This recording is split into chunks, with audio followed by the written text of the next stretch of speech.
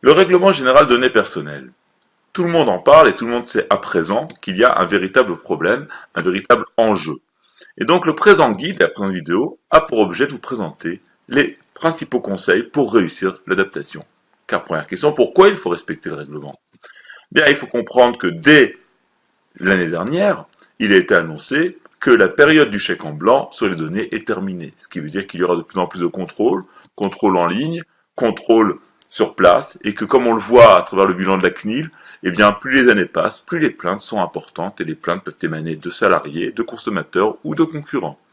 Dans ce contexte-là, il faut comprendre également qu'à partir de mai 2018, les amendes pourront être particulièrement élevées.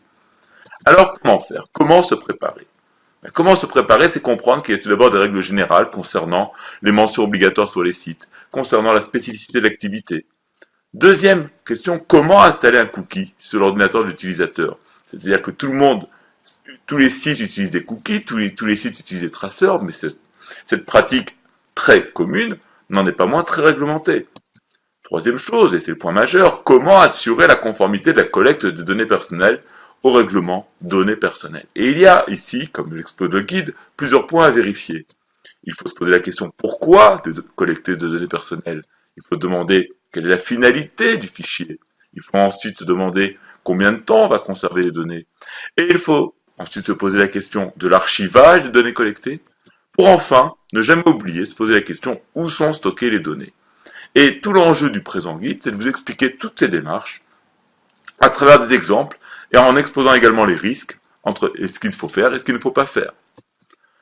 Autre étape importante du règlement, c'est que le règlement définit des droits des utilisateurs. Et la question majeure, et c'est tout l'enjeu du présent guide, c'est comment assurer ces droits. Droit à l'oubli, droit à la portabilité, droit d'opposition, bref, toutes ces étapes à vérifier.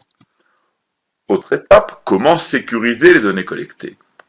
Quel type de mot de passe, quel type de cryptographie, et puis surtout, comment améliorer sur le long terme la gestion des données sur la durée.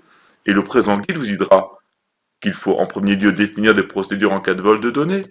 Ensuite, il vous aidera à choisir des outils conformes. Par exemple, est-ce que Salesforce, qui est l'outil majeur du CRM, est-ce que Salesforce est conforme aux données personnelles? Et le présent guide vous dira comment apprécier la conformité des outils que vous choisissez.